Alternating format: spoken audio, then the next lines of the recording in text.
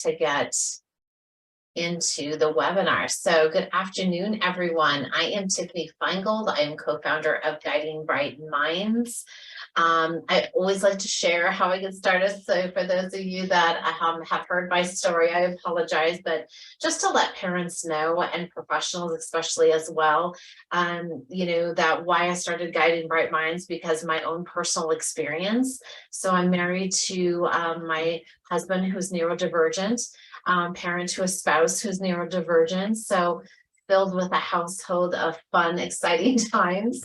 And it was through that process of, seeing their journey and their experiences. And my husband, who started an organization 17 years ago called Results Learning, where he focuses on academic coaching and executive function skills, which he has a significant deficit in, and understands how frustrating and overwhelming that can be, especially for going through school in a traditional setting. That was hard for him to understand and navigate through, and then watching our child go through that as well. And so it was through that process that we saw that there was really a gap of helping parents on that journey, because that there's something unique with your child.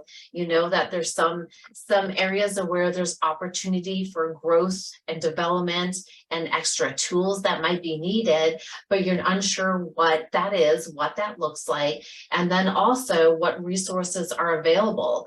You go through maybe a school evaluation, you're talking to the teachers, they're not sure what to do or how to guide you as well. And then you get an evaluation and you get a diagnosis, and then you're like, okay, now what's next? So Guiding Bright Minds was created to help parents, to let you know, first of all, that you're not alone, because it can be where you feel isolated, like you feel you're the only one going through this, but there's a huge community of parents and professionals going through the same thing. So I wanted to make sure we were collaborating. And the first thing I did was put together a network of vetted and qualified professionals, because we know you can spend countless hours researching hundreds of psychologists, hundreds of OTs and speech and all of these areas. And you're like, how do I know where to go, where to begin? So that's what Guiding Bright Minds is doing.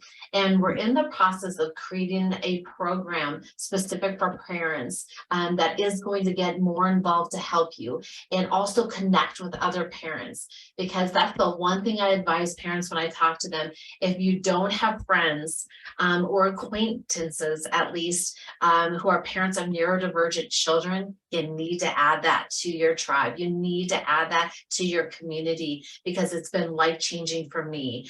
Just in the conversations, the understanding alone is impactful. So thank you. As you know, Guiding Bright Minds offers 2 free webinars a month, various topics, but I'd really love to hear from you as well. So if you go to our website, there's a place where you can input information. Tell me about your journey, where you need help, where you're frustrated, where you're struggling. Tell me what other resources you'd like to know about. So we're all in this together. So I'd love to hear from you and get your feedback as well. So more to come. Also, right now, it's free for parents to join Guiding Bright Minds as a member. Then I can update you on events and discussions and new resources that are coming out. So definitely connect with me if you have not already.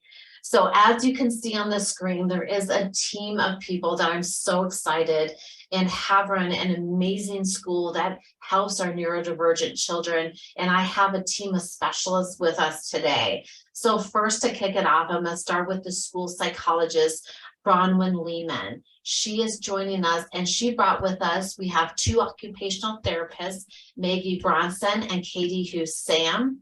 And we also have 2 speech language pathologists, Bailey Majeski and Dana Green.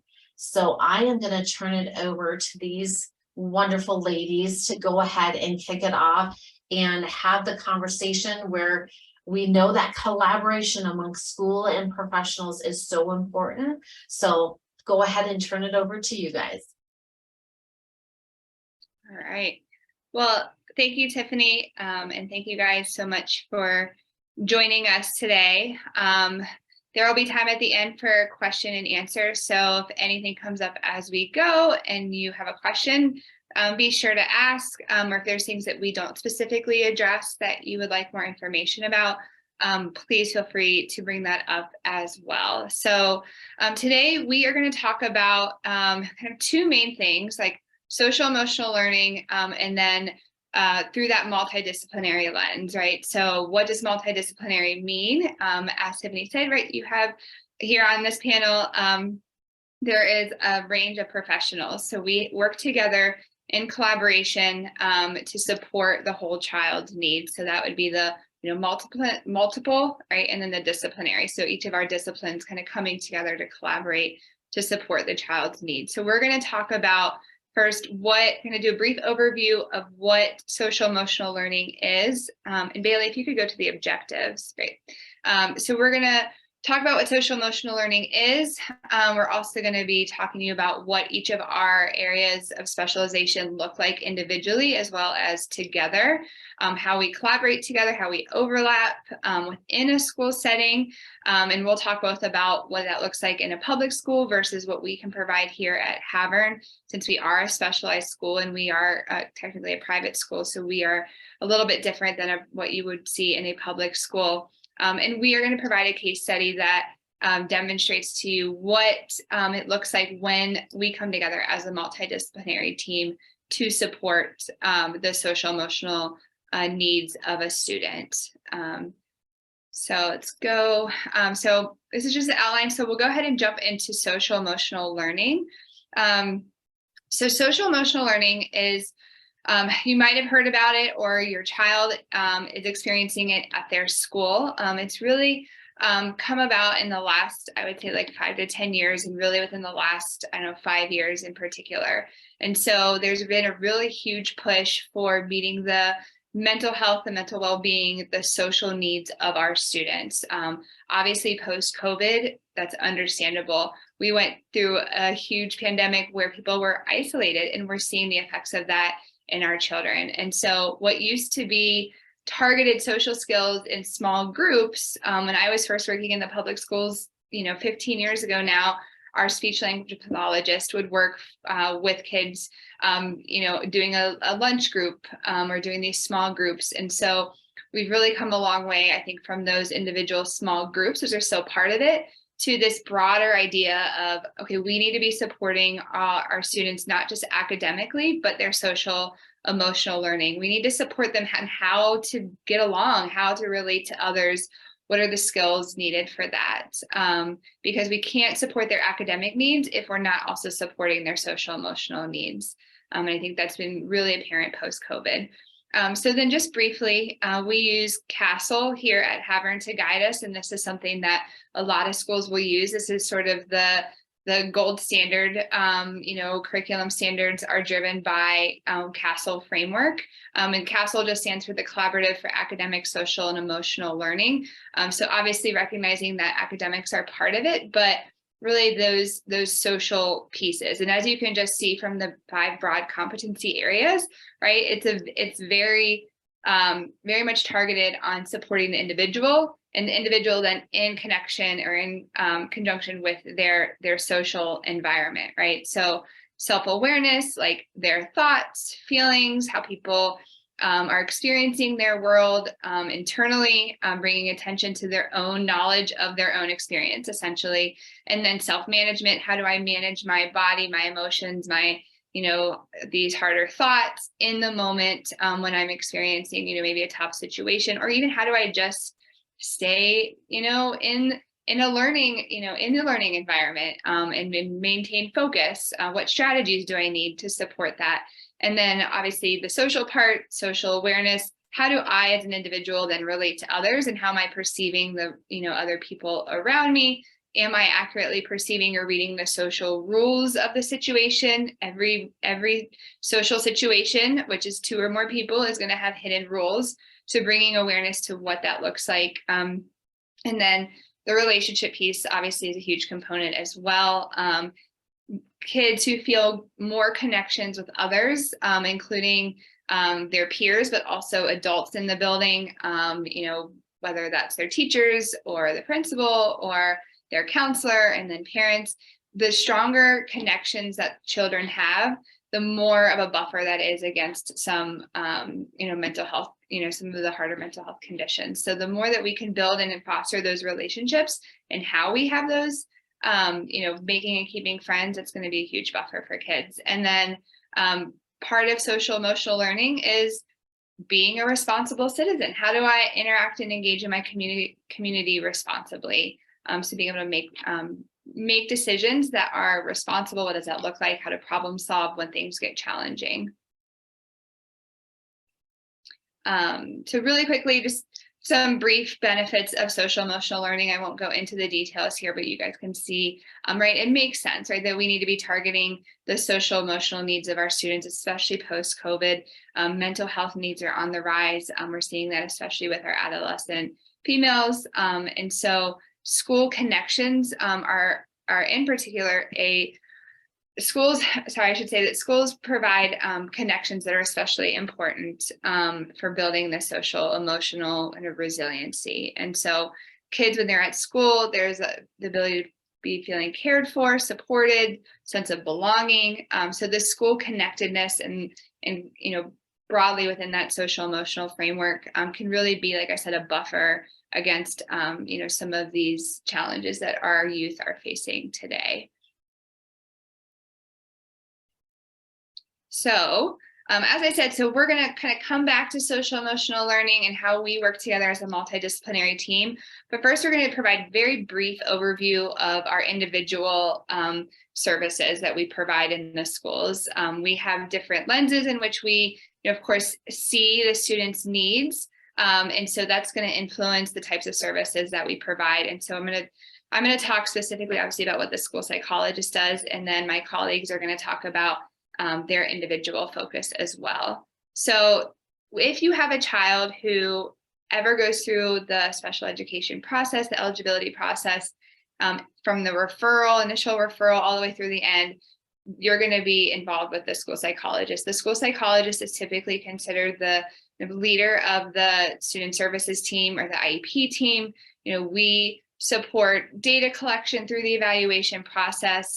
We're the main ones that are sending out information to the parents, collecting information from the parents, putting in place the meetings, the schedule of meetings, that kind of thing. So school psychologists are really at the forefront of the IEP team. If your child is not, has not been referred for special education or is not receiving special education services, I didn't list it on there, but 504 plans.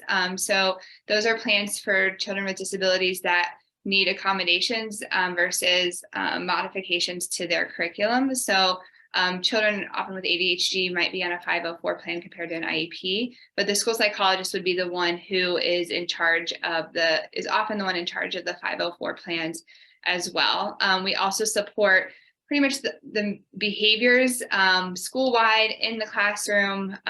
We are really supporting the mental health needs and the behavioral needs at an individual level, the tier 3 higher level, and then we support school-wide through recommending universal provisions as well. So the school psychologist has a pretty varied role, and it will really depend on the school that you're at, the grade that you're at. But the school psychologist really is the main focus is social education, eligibility, as well as supporting the emotional and behavioral needs of students at a universal level and in that more individual level. If we do have individual services, if the school psychologist at your child's school does have direct services, often they will directly support kids with specific learning disabilities, autism spectrum disorder, ADHD, which in the school would be considered other health impaired. As I said, the mental health support is a significant place in which we spend a lot of our time. So mood and anxiety disorders, including trauma history. And then we also support students with traumatic brain injury. And then, so with school psychologists as well, we, like I said, provide direct intervention, consultation with teaching teams, parents, do whole class behavior interventions and individual behavior interventions, And then that evaluation and diagnosis. Technically within the school setting, it would be determining eligibility versus diagnose. But we would, like I said, kind of be the leader of that team that's helping to determine if a child is eligible for services. We would recommend accommodations, typically around extended time, special seating, where they're seating, what types of seating they're getting access to. We would promote the use of calming spaces to help develop that, or if they're already in place, like how the child would access that. Homework reduction, support for breaks, how students get breaks, accessing breaks, multisensory provision of information and alternative ways to demonstrate knowledge, often, having notes provided based on what the needs are for the student.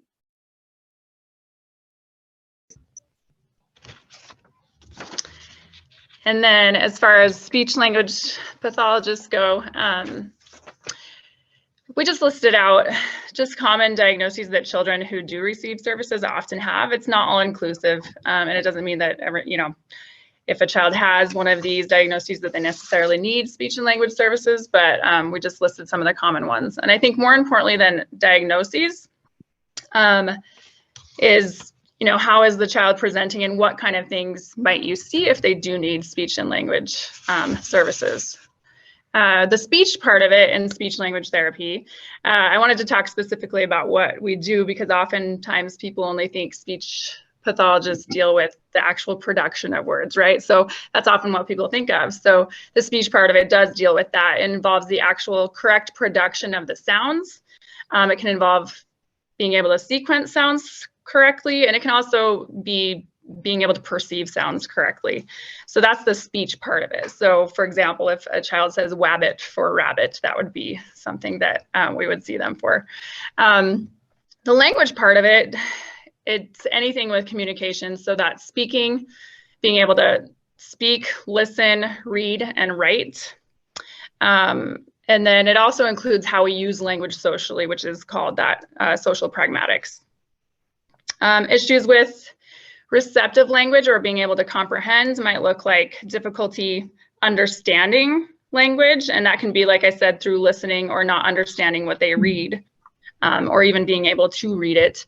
Oftentimes kids have difficulty understanding what words mean, or they have difficulty learning and retaining new vocabulary. They might have a hard time following directions or answering questions appropriately, or understanding longer, more complex language. So the longer and more complex it gets, it might be kind of going over their head, or they're not listening to the important parts of the message.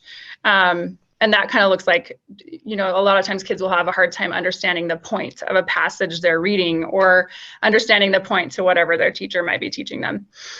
Examples of expressive language or speaking can look like difficulty putting words together to express ideas clearly and in an organized manner. Including important details to describe things is often something that's difficult for kids that I work with, or when they're telling a story, they're leaving out, the context, or they start in the middle, it's sequenced incorrectly, so it's hard to follow. That would be a reason that we might see children. They might have word finding issues, difficulty putting their thoughts down in writing. And so sometimes that can be really simple sentence structures that they're using, not using transitions to let their ideas flow effectively. And then again, just not advocating for themselves. Regarding pragmatic language, that can look like saying inappropriate things during conversations, or jumping around from topic to topic, or saying off-topic comments during either a lecture or during conversation. And then often too, if there is a communication breakdown, they have a hard time fixing that. And so even knowing how to fix it, or even recognizing that there might be a problem.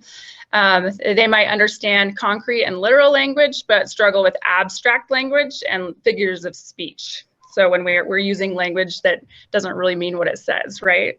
And so that's often reasons that we might see children for speech and language. Again, that's not all inclusive, but those are the common ones. Services provided. So in a public school, speech language therapy is a related service, and they have to qualify for an individualized education plan for that IEP. At Havern School, we do testing on all the new students. And if they need, sometimes kids will score in the average range, but functionally they might not be able to organize their thoughts. So I'll still see them for that. So they don't necessarily need to qualify. It's just, can they use language functionally to both understand and use language effectively? For direct therapy, you might see a individual or small group pull out of the classroom so that we provide services outside of the classroom, or we can push into the classroom and provide support there. And that just depends on the level of need. And we also consult with teachers, parents. We have team meetings to discuss students. And then we might consult with teachers too on how to, like what kind of language to use with their whole class during instruction. We also evaluate and diagnose children. So we complete speech language testing to determine eligibility and to discern strengths and needs. So some frequent accommodations that SLPs typically recommend, first and foremost, allowing students to use multimodal forms of communication rather than just, expecting students to only verbally express their thoughts. We want to be all encompassing. So that can include gestures, AAC devices, any form that works best for them to communicate their needs. Using explicit teaching, using multimodal approaches, so not just auditory only learning. These students really benefit from hands-on and visuals and more kinesthetic learning as well. These students also really benefit from teach and reteaching foundational concepts. They need a lot of frequent exposure in order to fully really understand what you're trying to teach. So those frequent check-ins and reteaching is really important before moving on. Giving extended time, use of visual aids, whether that's for following directions or for just, navigating the classroom or for behavior. Simplifying language or chunking it into smaller concrete steps so it's easier for that child to process and understand. It's really helpful to have students repeat or summarize the information that was given, especially for the students maybe who have working memory issues or maybe have ADHD and some difficulty with that attention piece. It's also really helpful to provide visual organizers or graphics to help students make connections between different ideas, and tying it to something that they already know can really help build on that language, as well as adults providing appropriate language models, whether that's for grammar, vocabulary, or sentence structure and things like that. And as you can see from the list on your screen, school-based OTs can work with a wide variety of diagnoses. Most importantly, though, we work with students if their diagnoses or potential skill deficits are impacting their academic functioning and their participation at school. So often this may result in challenges with their writing or participating in physical or social activities. It could be difficulties or challenges accurately interpreting and responding to the sensory stimuli within a child's environment, or completing a whole number of other fine motor tasks throughout a long school day. Similarly to speech and language therapy, and Bailey, if you wouldn't mind going to the next slide. OT is considered a related service in public schools. So this means that as a related service, OT is never a standalone service for a student. A student must be eligible for that IEP where they're already receiving other special education supports or services in order for OT to be added on. The basis, or if a student is demonstrating a need for therapy and through testing, the special education team comes together to determine if OT services are required in order for that student to benefit from their special education program.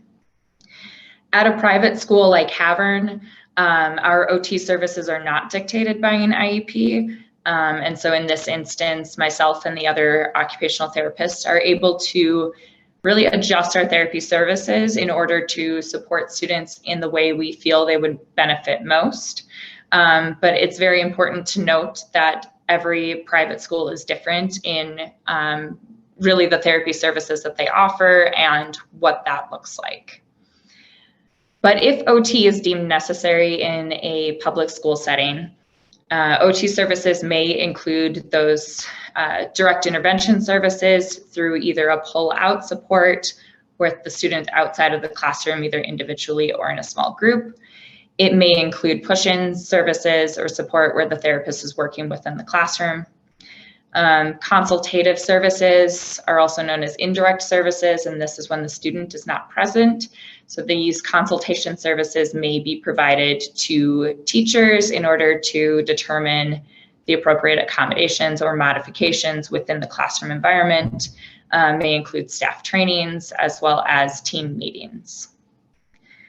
It's important to note that although OTs will use evaluations to determine the eligibility for services, as well as strengths and any potential needs for a student, OTs do not diagnose children, but will sometimes work as part of a team in order to help provide diagnoses based on what's been seen and noted. A few common accommodations that are typically provided by school-based OTs include alternative or supportive seating recommendations. So this could include items like the use of a wobbly stool or a rocker chair. It could be the use of a chair band to kick against, weighted lap pad to help kind of bring some calm and awareness to the body. Maybe the option to use a standing desk instead of seated or doing seated work. Some other sensory tools may include an appropriate fidget, noise-canceling headphones to help filter out some of that auditory information and stimuli in the environment. May include items like calm strips, as well as incorporating frequent movement breaks throughout the day. We also will sometimes recommend any number of different accommodations for writing, and this can be very simple accommodations like the use of a pencil grip to help a student improve their grasp and control of their pencil. Could be adaptive handwriting paper to help support lower visual skills, or a slant board, which may, depending on the student, be for a motor support with that handwriting piece, maybe a visual support if visual skills are low. And when appropriate, we may also include or focus on alternate methods of written communication. So this could be the use of assistive technology, could be the use of a person to scribe a student's thoughts, or notes being provided during lessons so that a child's handwriting speed or legibility is not interfering with their ability to take notes in class.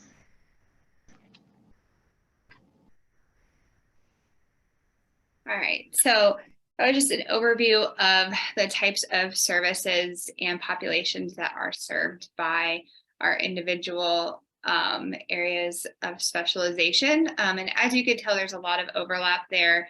And again, depending on the school that you're at, you will always have the school psychologist as part of that team, whether they're eligible for services or part of the greater school. You may not always have speech language or OT, but if something stood out to you today that you're thinking, okay, that actually could benefit for my child, or my child may need those services. That's part of why we wanted to do this webinar, is that to help parents, start thinking about, is my child, do they need these services? Are they receiving these services? If they're not, can I work with my school team to see what that might look like? So we're going to go into specifically how we support social emotional learning. And again, both individually, and then we're going to come together in a case study to talk about how we collaborate, because as you'll be able to hear when we present our individual areas, there is a ton of overlap in the skills that we're targeting. Social emotional learning isn't just the school psychologist. It shouldn't just be the school psychologist, or it shouldn't, like I said, with my old public school, it was the speech language pathologist, because it was very focused on that social pragmatic need, right? We often, in schools, they often overlook the role of the occupational therapist in supporting those sensory regulation needs, which if a child isn't regulated, with their sensory needs, they're going to have greater challenge accessing some of those higher level social emotional skills, social emotional needs. So here at Havern, that's what's pretty great about being in this particular setting, is that we can collaborate so easily and modify, quickly and adapt as we need to. But in public schools, it fortunately isn't going to look like it is here. But again, if you feel like this is relevant to your child, definitely a conversation I encourage you to have with your school. So Bailey, if you could go into, so for school psychologists, for social emotional learning, like I said, we do individual and often target whole school. Like, what is the school environment feel like? Where are the needs of this school? School psychologists use a lot of data to figure out, okay, where are the needs for our learners from that social emotional standpoint. And so we might do whole school positive behavior intervention supports, but also target individual social emotional needs, either through group or individual. A lot of time is spent with helping build self-awareness through understanding emotions, thoughts, what's happening, in their body in response to specific situation, what kinds of thoughts are coming up for them, how are their responses patterned, are they helpful, unhelpful, and that goes along with self-management. Obviously relates to relationship skills, working through peer conflict, that kind of thing. So that's more on like the individual or like small group level. And then bigger level as well is really, because school psychologists, kind of uniquely have an understanding of child development, social development, being able to speak to what would be appropriate and expected for certain ages, as well as within certain environments, what would be expected and appropriate within a kindergarten classroom versus what would be expected and appropriate within a 8th grade level classroom. And so really being able to look at the whole system as well from that developmental lens, and then specifically being able to target what gets in the way of developing those pro-social skills through the lens of that cognitive understanding, that those thoughts, the emotions, and then any relevant historical factors, like if there's trauma that is, that's occurred and how that interferes with the child's ability to relate to others and feel safe in their environment. So for the speech language pathologist side, as Brian kind of previously mentioned, speech language pathology and psych do overlap quite a bit when it comes to targeting social and emotional learning. Typically, how speech SLPs will target this is either sometimes through pull-out social skills groups. At Havern, we do whole class social skills instruction, so the entire class gets that same instruction. And then the students who need extra get pull out for their speech and language services. Sometimes that also might look like push and support, or also providing consultation to the teacher on how to help that student work through different social situations. Some skills that we might target, and I want to note that we really try to use a neurodivergent affirming approach, meaning that we're really not trying to in any way normalize neurodivergent people, especially like at the expense of their emotional, physical, or psychological well-being. We really want to respect their differences and how they view and interact with the world. And so the skills that we do target are child-led, and they are meant to make the student themselves feel successful interacting with the world. So for example, some things that we might target are like self-awareness of themselves and others, so that their own thoughts and feelings and identification of their own emotions and how others might be feeling, being able to interpret their environment appropriately so they can better understand those nuances in social communication. Also nonverbal communication, so facial expressions, body language, understanding and use.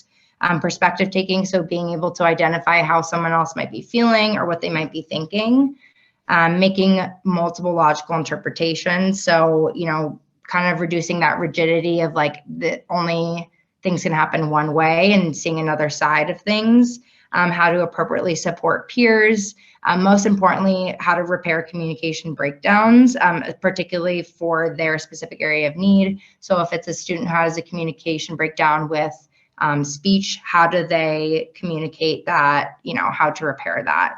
Problem solving, this one's really important. So whether it comes to, wanting to join a play group or on the playground, or how to work through a disagreement appropriately. Another really big one is self-advocacy. So how can students advocate for not only their social needs in themselves when something happens, but their needs as a learner, their needs from an OT, speech, or psych perspective as well. And then metalinguistic language. So this is that higher level abstract language. So things like idioms, multiple meaning words, being able to understand how those apply in conversation and can be interpreted differently.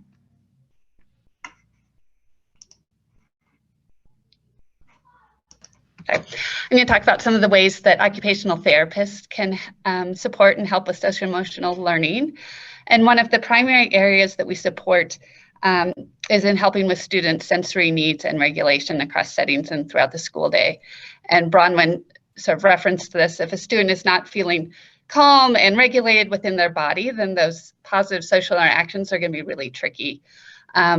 Or if they're having difficulties with regulation, then their ability to access and use those strategies that they're learning and working on with the other therapists or psychologists are going to be hard for them to pull up and use appropriately. So from a sensory standpoint, we can help the kids learn to find and maintain that good, well-regulated state throughout the school day.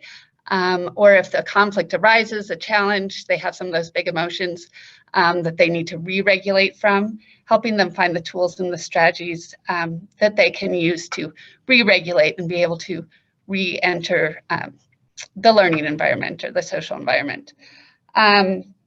That support can look like supplying some of the physical tools that Katie mentioned earlier, so noise canceling headphones or fidgets or weighted lap pads. It also could include helping to design some spaces within the classroom or outside the classroom that the kids can go and use and have some sensory tools and some strategies in a space they can go to. Obviously, it also would involve teaching kids different strategies that would be helpful for them. So one might be movement. We know that physical activity is really helpful with calming the mind and regulating emotions. So what are some movement activities that they can do within the classroom or as a sensory break that would help them re-regulate? When we work with kids individually or in small groups on the regulation piece, a big emphasis is on building their self-awareness. So helping them learn to identify how is my body feeling when I'm regulated? When I'm dysregulated, what does that feel like in my body? If I use this tool, how does that change? If I use that strategy, how do I feel? And then again, helping them learn to do that self-advocacy piece. So working with the teacher and the child and sometimes the school psychologist together on, do they have a break card that they can use to give to the teacher that has the activities on it? Or can we get some of these movement breaks and strategies built into their daily schedule within their school day? Other ways that OTs can help with sensory emotional learning includes evaluating and modifying the environment. So, or tasks that are happening. So maybe in a classroom, they have a station set up that the kids are using, and it is during their downtime, and a lot of the socializing between peers happens at that task. But because of motor limitations, a student isn't able to participate. How do we modify that task so that everyone can access it? The next bullet references occupation-based groups. So as OTs, we're already leading a lot of groups that have opportunities for us to model and encourage using those social skills in the natural environment. So during our rock wall groups that we run here at Havern, supporting their peers, being teammates. We have a student run snack cart that we support as OTs. So natural, real life opportunities to interact with customers and collaborate with coworkers, and how do we carry over those social skills that they're using. The last bullet is a little more indirect, but as OTs, our primary goals center around helping students become more independent and more successful with their student role and completing the tasks that they have to do throughout the school day. So I think it's helpful as we choose and identify those goals to keep in mind the organic benefits to social emotional learning that come from increasing their confidence and their daily routines, and how we support in that way too. All right, so we're going to jump into a case study here for one of our students. And before we jump in to the case study, hopefully you're again seeing how much of an overlap there is, right? And we can't really silo these skills based on the specific services. So psych services are related to OT services, which are related to speech services. Right? If we have a child who, for social emotional learning, is really struggling, right, with relationship skills and self-management, we have to be able to address their regulation needs as well as their speech language needs, maybe understanding that pragmatic language, nuanced language, in addition to then being able to do some of that more emotionally focused cognitive type work. So, unfortunately in public schools, this isn't against public schools, but just the way that it's been structured, right? You typically do have more of that silo approach. So we're just hoping to bring attention and awareness to how much of a collaboration there is for supporting social emotional learning when you think about a whole child's needs, especially neurodivergent children, and how OT, speech, and psych all have a part to play in order to support those kids. So we're going to go into our case study here. And so we have a child who is 8 years old. We'll go by Tony Stark, 2nd grade, ASD, suspected ADHD, overall extremely friendly, like eager to please, just creative, imaginative, really strong desire to build relationships, to connect. Every day comes in, he's greeting you with a big smile, like giving you high fives, really wants to connect and have those social opportunities. But on the other side, he has pretty significant areas of need, significant academic challenges, significantly below average, poor executive functioning skills, extreme difficulty with self-regulation, lagging language skills, fine motor skills, skill readiness, and social communication. So there is a lot of needs that are present within this one child. And so as a school psychologist working with this child, I would not be able to probably do the best, the work without being able to also collaborate with OT and speech, because his needs, right, are present across those different domains. And so again, that's with Havern, right? We're able to collaborate. We're able to recognize, right, what's the unmet needs of this child, and how do we provide supports and interventions in order to, help that student maximize their learning and maximize their social engagement. And so, well, my lens is first, the school psychologist, I would actually say with this particular student, we focused more so on the regulation piece and the speech language piece prior to the psych work that I'm doing with him. So I'll have them talk about what they're doing, and then I'll come back to what I'm doing. But just keep that in mind. Sometimes we have to really identify the most pressing needs that are kind of interfering and work backwards, and that does involve that collaboration. Let's have OT and then. Okay. So from the speech language side, particularly for this student, the biggest area of need is really primarily this executive functioning. So really that self-awareness. You can't really change a skill or a student's needs until you work on that first base level skill with executive functioning. So right now we're working on being able to sustain attention, being able to better be aware of the student's environment, and how to interpret it appropriately. We also work on identifying emotions and how to communicate his emotions and needs when that student is feeling maybe dysregulated or is needing a break, how to interpret other students' feelings as well. We're working on perspective taking, try to understand how someone else might be thinking and how they might be feeling. as well as problem solving, supporting peers. Another area that does seem to impact his social communication is the comprehension piece. So being able to understand what is being said, especially when it's lengthier. So understanding those specific parts of sentence comprehension is something else we're working on. And then he has other language goals.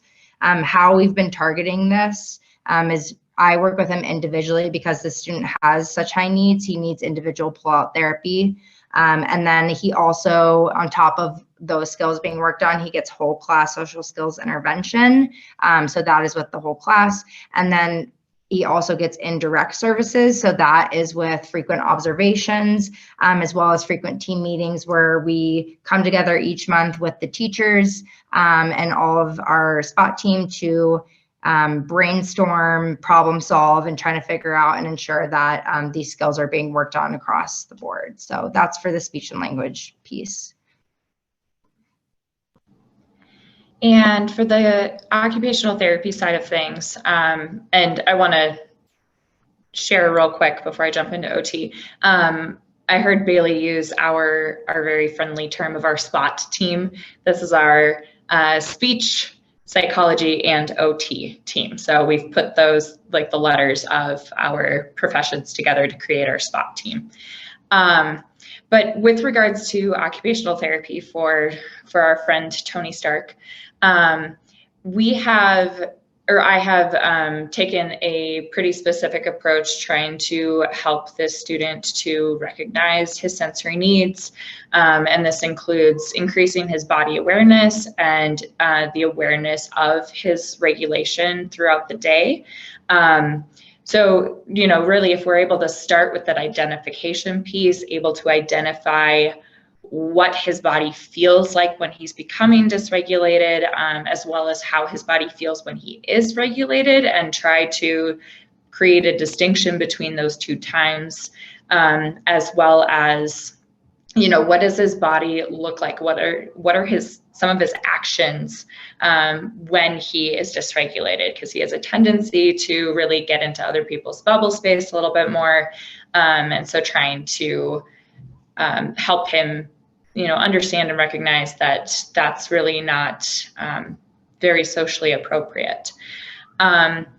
So along with that, recognizing those sensory needs and that awareness of regulation, we are working on identifying different tools and strategies to assist his regulation throughout the day. So as Maggie said, trying to identify, if we use this tool, if we use this strategy, how does that make you feel? And we have, recognizing that there's a time of day where this student tends to become dysregulated, we have built in a sensory break for him every day of the week proactively. So before he's reaching that dysregulation point, we are trying to take him for that break where he can use those tools and strategies to help him become re-regulated, be able to have more success really throughout the entire afternoon with his academic learning. And I need to add this to the slide, but we also, with those low fine motor skills and difficulties with areas like writing, we are accommodating and providing other ways for the student to show his knowledge and to share what he has learned while or I should say without the use of those fine motor skills, without demanding, pen and paper tasks. And so while he's showing that knowledge in different ways within the classroom, I am individually working with him in a different setting, trying to support and build up those fine motor skills so that there won't be as much of a gap within the classroom and that he will feel more successful and more confident attempting those fine motor tasks in the school day. And so those interventions, again, look like a combination of small group and individual pull-out therapy, our collaborative team meetings, some environmental modifications, like, which peers he's sitting next to who may be kind of triggering or a factor in that dysregulation, identifying those tools and strategies for regulation in the classroom versus in our calming rooms, and really helping teachers to understand and recognize some of the signs and signals that he may be becoming dysregulated and may need the use of some of those tools and strategies to be successful. Yeah. And so then I'll just finish here quickly. So yeah, targeting the sensory piece, the regulation piece, obviously the executive functioning, and then those very specific, almost like social pragmatic language pieces with speech language. And then my area is, is helping him identify and name emotions that are happening, being able to scale his emotional experience, as well as helping with this kind of understanding of cognitive distortions, like I said, he gets very rigid, jumps to conclusions about certain things, does a lot of what we call mind reading, assumes that people are thinking things about him. So bringing awareness and attention to that so that he can be, make more informed choices in the moment with how to respond. And so as you can see, we all work collaboratively to support this student. We're all targeting kind of certain similar things, but also a little bit different things. And in general, while we target, what we target with a student might be similar, generally how we approach our intervention is going to be slightly different by, we ask the question, through our own lens of like, what is the function of the misinterpretation of the social situation or social challenge? And that's sort of a guiding question. I think that helps us individually target interventions, but then we collaborate to then help generalize the skills that we know that this child is working on and needs to develop. And so that's kind of in a nutshell how we work together as a team, as well as how we work individually within our lens of specialization. And then there's, this will go out to you. We have a list of resources and references that relates to what we discussed today, including a link to Havern School, where you can find more information about our school if you are in the Colorado, Denver metro area. And then there's specific resources that talk about school psych and SEL, OT, as well as speech language, and then a link to the CASEL website. And then in general, like social emotional learning information, you can find on these PDFs and websites if you're looking for more resources and support for SEL. And then our information is there as well if you have any additional questions after the webinar today. Thank you all. And that was a lot of great content. A lot of great, amazing work. I love the focus on the whole child.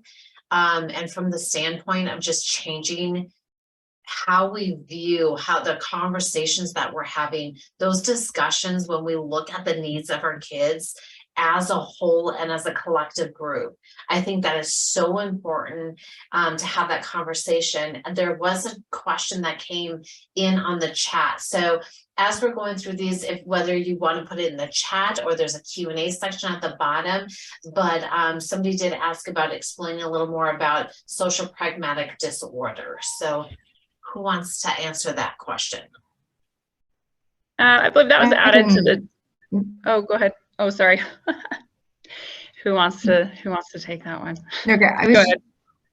I can take it. I was just gonna say, so it's typically categorized as like social pragmatic communication disorder, and typically it just encompasses difficulties with like persistent use of social, whether it's verbal or nonverbal communication, and that can manifest in a few different ways. But in order to be diagnosed with it, it not be in relation to an autism diagnosis or low kind of difficulties.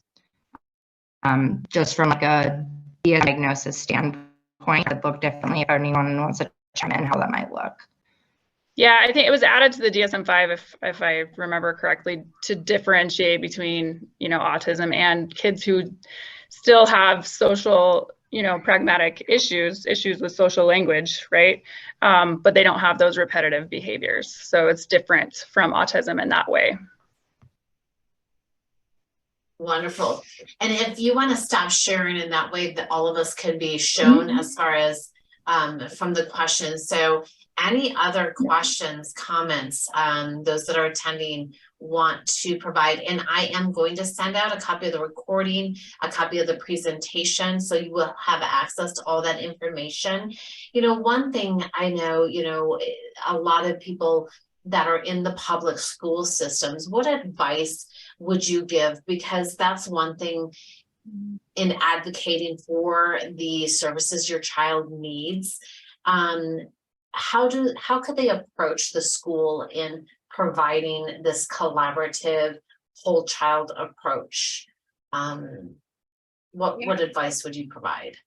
Yeah, that's a great question. And you know, I think starting with the questions, or you know, saying like I feel like my child would benefit from the social emotional learning. Are they providing that in their school? What does that look like? Or, you know, I've noticed that my child, you know, has a lot of sensory needs, and maybe we're working with an outside occupational therapist, but how, you know, how can they support that in their school? Are they supporting that in their school? So I think being able to have that dialogue with the school, so directly through the teacher, you know, starting there, like, is social emotional learning being provided, you know, at the school? And if so, what does it look like? If not, all right, maybe I think that's something that there's a lot of research. We can, when we send out the webinar, we'll update it to provide additional research on why SEL, like a lot of data that supports why SEL is needed. And so asking those questions, like if it's not being provided, like here's data to show that it should be provided. What would that look like for my child's school? And then related to, yeah, like if there's needs that aren't being targeted at their school, coming from a place of this is my child's need, this is how they can access their learning. How can we collaborate and work together, parent and school, to support that? Because often, right, even if they're getting outside therapies, we know that generalization can be really challenging. So we want to make sure that that child's needs are being addressed. But unfortunately, if the parent isn't always asking the questions, that might not be happening. So starting with those questions, we've also included a resource as an educational advocacy link in there as well. So there's a lot of good information on parents' rights. And legally, you can always request an evaluation from your child's school, and they have to take a look at that and respond within a certain time frame. Yes, I think that's important too, is depending on where you're located, understanding those rules and guidelines surrounding that of what the school, because I know a lot putting it in writing, there is a certain time lane, our time limit and time frame in which they need to provide. And that's one of the things is talking to your professionals that you have right now, working with your child, is what do they need? Because that's the one thing in my perspective is like, I didn't know what to ask. I didn't know what do they need and how do I approach that? So in working collaboratively with professionals, psychologists, occupational therapists, speech, whatever it is, and what avenue, is getting their perspective. How do I approach the school? What's the language I need to use? How do I build those relationships? I did see a couple of questions coming in, and I think, let me see if I can get this right. Do you think a child with NVLD and problem with social cues understanding can lead to huge S/E deficits, anxiety? I'm not sure if I know what SE is, so you guys might. Okay, Social emotional, sorry. I was like, is that something else? Yes. Deficits and anxiety. Well, and I'll take this initially, and it's kind of relates to what I wanted to say to your comment, Tiffany, is coming from a place of also understanding, like, what is the lagging need of the child, right? Like, what is the lagging skills deficit that's there? So that's language that can be used when interacting with the school. Like, what do you see, right? We're noticing challenges, but what do you see as professionals as the lagging need of this child? And yeah, if you have outside professionals, they can help support an understanding of that. But then related to this question here, if nothing is done and we just, have them in school and expect them to pick up on social cues and read their social environment, yeah, I think there's going to be a lot of challenges, right? And nonverbal learning disability by definition is challenges with reading some of those nonverbal cues. And so it's going to make it more challenging when being able to read those social rules, those hidden social rules of the situation, like noticing when people are backing away or maybe turning away or eye contact, that kind of thing. So, but the good news is that by approaching it from, all right, this is an unmet need, right? There's obviously nothing wrong with this child. It's just a skill that needs to be developed. So how do we work with our providers to develop that skill, practice that skill? I always advocate parents and families to model that with their kids, because I think often it can feel more comfortable if it's coming from parents. But certainly if nothing is done, depending on the severity, like there's going to probably be challenges, which may then, contribute to feelings of anxiety, right? Like, what's wrong with me? How come no one wants to talk to me? Like, am I doing this wrong? Kids are already thinking those things a lot of times. And so when they are having challenges and experiencing challenges, they'll start to really pick up on that, or they can start to pick up on that. But the good news is if we do know that by teaching these skills explicitly and modeling it, they can make tremendous gains and be able to have those social interactions that feel successful for them. Yeah.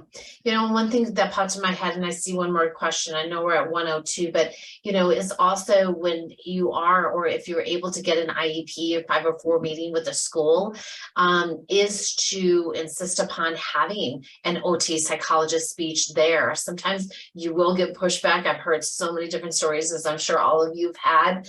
But just to say, in that perspective, from having that professional understand what little tools, resources, simple modifications that can be made to help, it is crucial. So there's ways in which, again, to bring the people to the table that can help advise and in a collaborative, not adversarial way, because I know that can be some of the defenses of some of the schools. So just I've heard successes with that. One question: when your child has been diagnosed with a neurodevelopment disorder, is there anything I can share with my OT or speech teacher to help them? I think share from probably my OT or speech teacher to help them. Well, I think one thing is it definitely depends on the neurodevelopment disorder, because that is a group of conditions. So regardless of whatever the condition is, I think unless it's a genetic condition that's more unique, your speech or OT should be familiar from their schooling or psych of neurodevelopmental disorders and what that looks like. But regardless of even that, I think the biggest thing that you can share is your perspective of what you're seeing in your child. That's a perspective that you can't get from reading websites. And so providing that information of what you're seeing from a communication standpoint, from a psych standpoint, from an OT or PT standpoint, and how that child is functioning day to day is really the biggest thing that you could provide, even more so than just resources that you find online, and just being a good advocate for them. So. Great. Well, anything else anyone wants to add? And no, I saw a question about the recording. It's all in my hands. So I will try to get it out by Friday, is when I'm anticipating downloading, getting all the documents and having it sent out. My goal is to have that done by Friday. Anyone else have any questions? I don't see anything else. Thank you all again for your time putting this together, the information. Every day we're faced with new obstacles and challenges as parents and as professionals. And again, I can't emphasize that conversation, the collaboration, the support for each other. And one thing I always like to say when I'm doing podcasts or these is give grace to each other. You know what? We're all learning, we're all growing. Things are changing constantly. And the more we can support each other in that level of understanding of what we're all going through to make sure that our kids are supported. And one of the things of the approach of just the whole child is even the universal approach. I talked to somebody who had a teacher where one of the kids soothing was making clicking noises with his mouth, which was disturbing the other kids. And what she did is she brought in head canceling headphones and said, if you don't like the self-soothing, instead of stopping the child from doing what they needed, everyone else can accommodate that child's needs. And I love that approach. So all the other students had noise canceling headphones so that child could do what they needed to do that. And I just, that hit me hard because I loved how it was not, you need to stop doing this because we need to accommodate everyone, but understanding there's different needs and ways in which everyone can adapt to our needs as well. So I wanted to share that. Thank you all so much. Appreciate this. And I'll get that out as soon as I can on the recording, and I hope you all have a wonderful day. Thanks, everyone. Bye.